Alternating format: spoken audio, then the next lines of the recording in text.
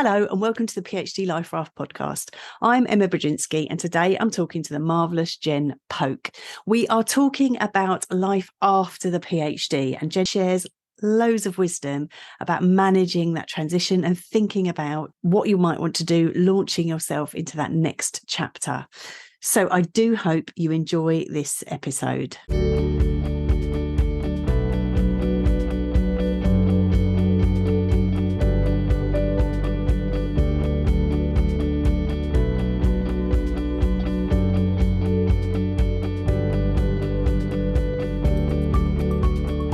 Hello, Jen. Hey, I'm super excited for this discussion. I'm very excited. I'm also very relieved because we've been trying to talk to each other for so long and it hasn't happened for a variety of reasons. But here we are now, and it's just so lovely to have you here, to be here, be talking with you. Like we were just saying, we feel like we know each other because we've been circling each other for a while, and I love what you do. I love your work, and I'm just so delighted that to be able to share this with some more people today. So welcome, hooray, you're here. Yay. Don't go anywhere for the next 20 minutes. Brilliant. So today we have got a really juicy topic. It's about this kind of emotional aspects of coming out of the PhD, which I think people always think, oh, it's going to be so amazing when I've finished. And then that journey, that last bit of the journey can be really tough, and you've got some real wisdom to share. So I'm looking forward to talking with you about that. But before we get to that, tell us about you. Tell us about your journey into, through and out the other side of the PhD. Yeah, cool. Thanks. And thanks for having me again. So my journey. So, okay, big sigh. So I went straight through, as folks say, at least in my part of the world. And I'm in Toronto, by the way, so you have a kind of visual to imagine. So I'm in Toronto, I'm Jen. And I went straight through undergrad, high school, undergrad, MA, did a master's, and then straight into the PhD. And my PhD was in history. So shout out to any humanities folks listening. And I finished when I was a bit older than some other folks who go straight through. I was 32. I was 32 when I finished, and I hadn't had a full-time job outside, the university until that point. So it was it was a big moment of oh, now what? Now what? That's that one quick way to tell the story. Wow. So I think this sense of being institutionalized almost, isn't it? This sense of negotiating a whole way of being, and then thinking about what's on the other side of that. Because I think you can be real, can't you? Head down, let me get through this. And then as you're coming towards the end of it, somebody described it to me as the void, in terms of what is on the other side. Mm-hmm. And so you came out then of that. What did you do? What was beyond the void for you? Yeah. So for context for folks, so I finished in 2012, and now we're talking it's 2013. So it's been a while. I finished 11 years ago, and I'm pretty established, I would say, after a decade. I've had a new career, and a business for a decade now. And I've done, a few different things, but it's all revolved around what happens after you do a PhD. So, haha, right?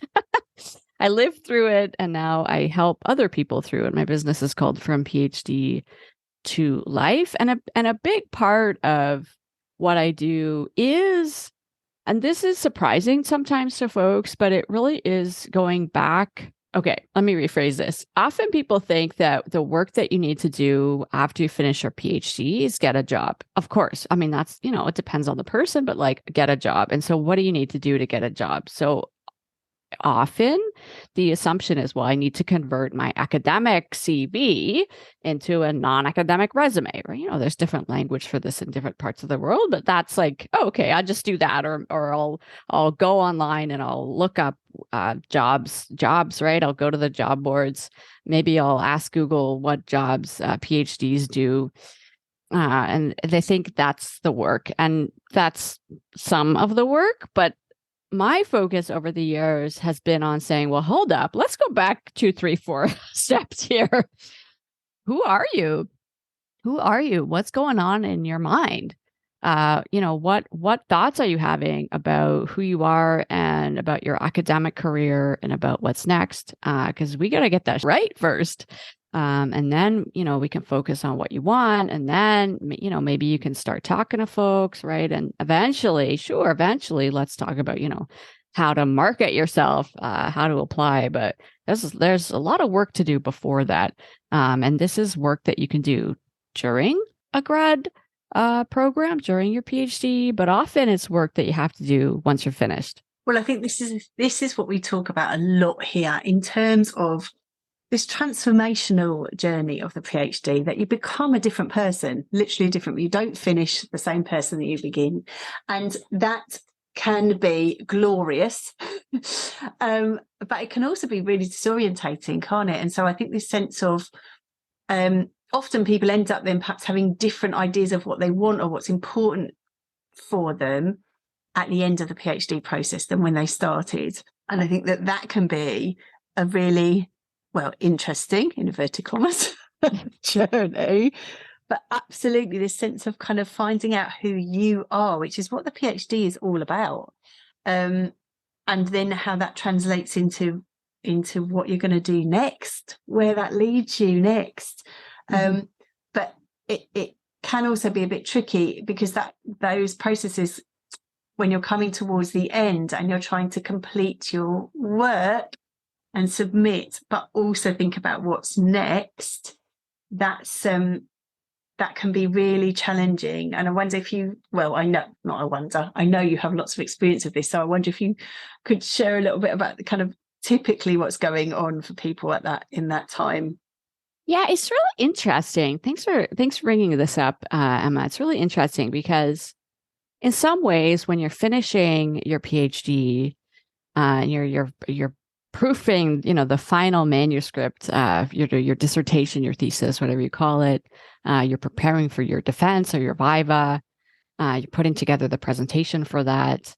Maybe you're worrying about those final papers that you got to push out, whatever. In some ways, you're like the most immersed in academic work, academic culture than ever, right? You might be teaching courses, you might be involved in like all kinds of different research collaborations, et cetera. So, and you're fully trained to use the lingo, right? You're fully trained. And it can be like super jarring. So you're fully immersed, fully trained, and the viva, the defense, I don't promise this for anybody, but hopefully and typically it's a really positive experience. It's really great. It's really celebratory for folks. And it's wow. Like awesome, right? That's fantastic. Yeah. And then it's like, well, now what? And everyone's different. Every field is different, but I think across the board, in all of our countries, there are way more people, qualified PhDs, who want jobs in academia than there are openings for them in academia. So it's just about like a total numbers gap here. And it's, that's tough. That's tough. It's tough on the bank account, but it's tough on the soul, right? It's tough on the ego. It's tough on the identity. Am I answering your question? Yeah, and I think this sense of coming to the end of anything is tricky, isn't it? And so this sense of, I love you have this sense of this celebration that you have and this kind of culmination of your work, and people kind of reading it and going, yeah, this is good, when you've probably spent 3, 4, 5 years going, is this good enough? I don't know. So you kind of get that sense of like, yeah, I've done it. Yeah. And then now what? And then now what? And now what happens? But I think this sense of a grieving and a letting go that needs to happen in terms of what might have been as well, and what you might have looked at. So I think there's so much emotion in those final phases, which I don't think people are always ready for. And then I think then that of the real challenge of what to do next, like you say, in terms of where they might go, but what might be available as well, what might be available for people. Totally. And I'm you can't see you folks, but I've just been nodding the whole time. Yeah, absolutely. It's what do you do? What do you do? And so I'm going back to what we talked about earlier. So much of my work is saying like, well, hold up. You can't actually really start applying for jobs and frankly, like interviewing and being seen as a viable candidate unless we sort out some things about your identity first. And so I often, when I work with folks, I mean, it depends on where they are, but typically I would start with like, well, what do you value? What are your strengths? And what are your priorities? And sometimes folks are like, but Jen, what does this have to do with like none of these assessments that you're having me take are going to like tell me what job I should have? And correct, they are not going to tell you what job you should get, but they're going to get you in touch with who you are in the world. And that's going to be a new foundation for your sense of self.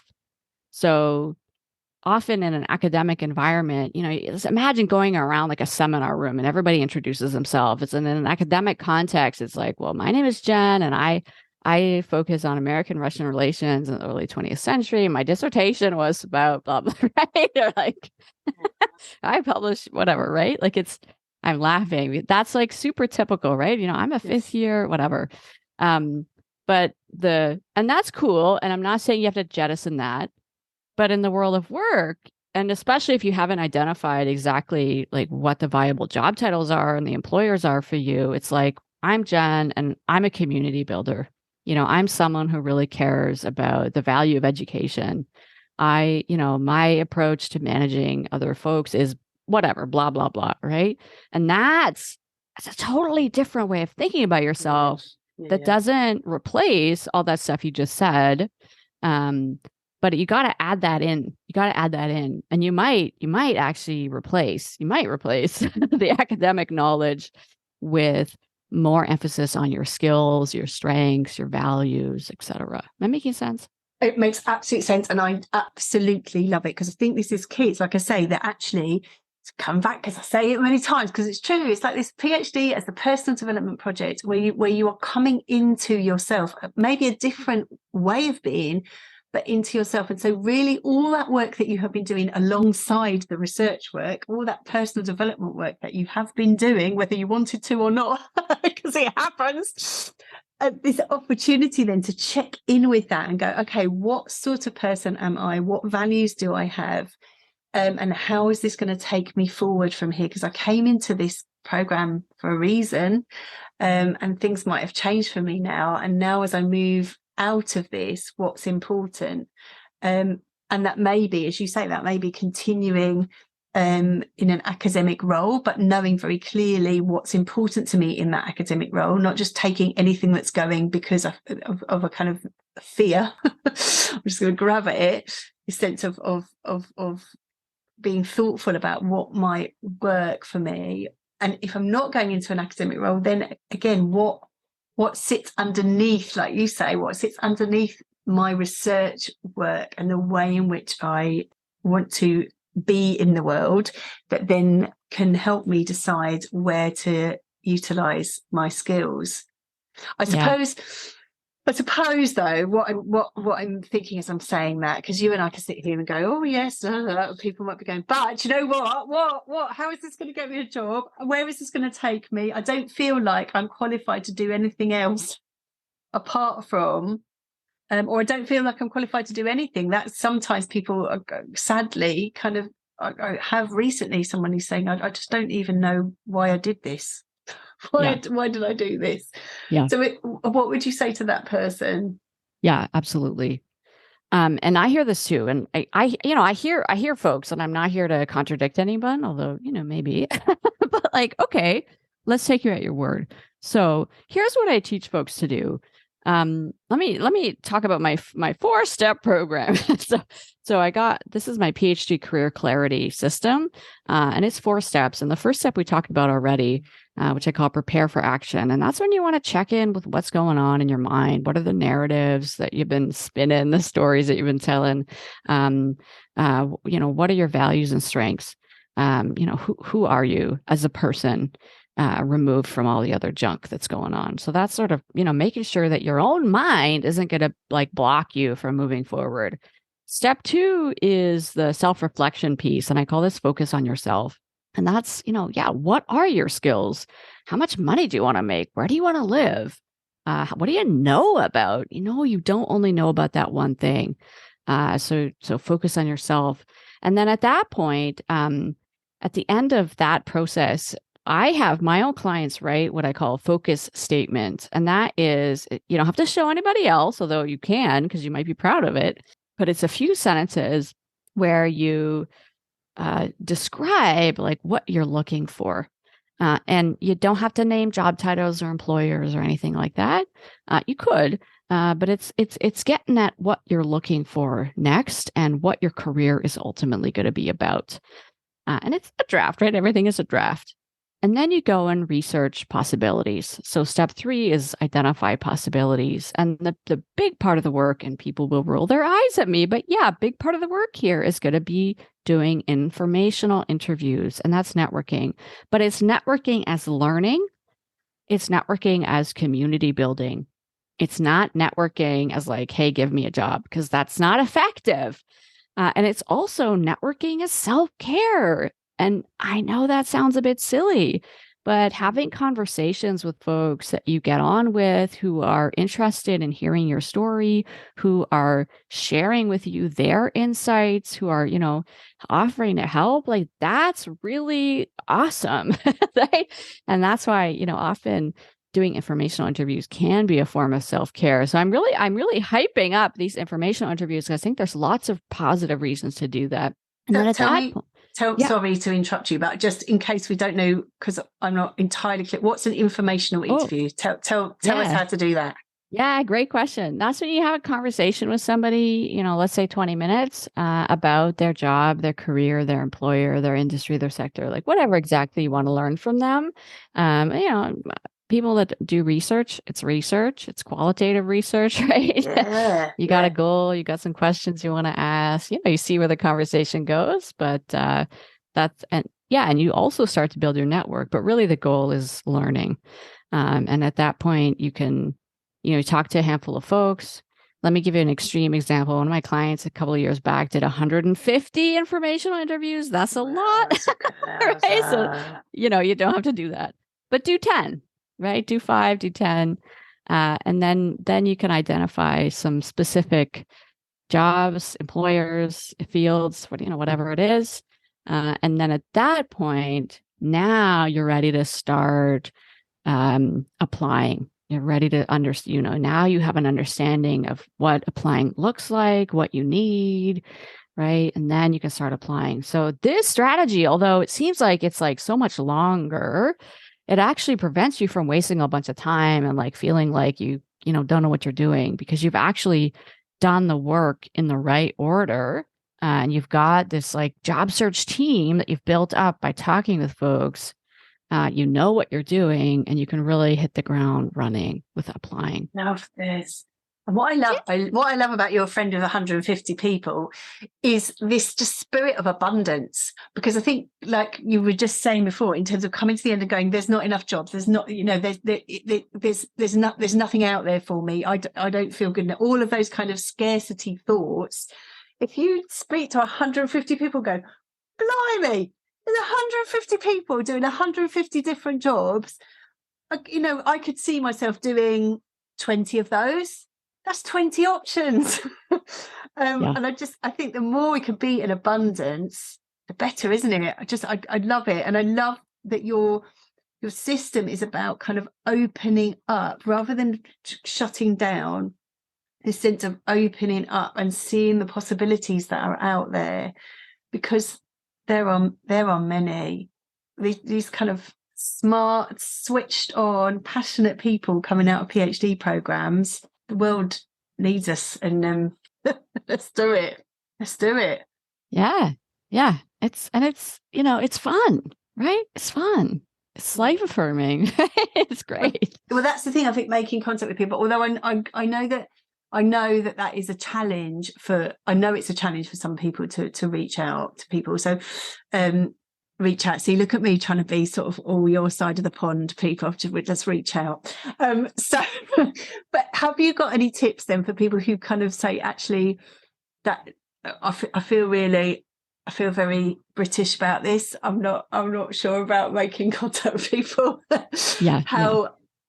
Any tips to get started with that? Yeah. So the first thing I want folks to know is that, hey, you're in good company. This is the number one sticking point for all of my clients over the years, right? This is where they hit a roadblock, like, oh, Jen says I got a network. So welcome to the roadblock. So first I want you to, take it from me, because I'm telling you the truth, that you belong in conversation with these folks. You have value, you have your worth. The world does need you, what Emma said, and you deserve to be in conversation with these folks. I can't promise you that any particular person is going to make time for you, at this particular week, but in general, you deserve to be here. Right? So now we've dealt with that. The next thing you want to do is send a quick email. Is 5 sentences, 6 sentences, right?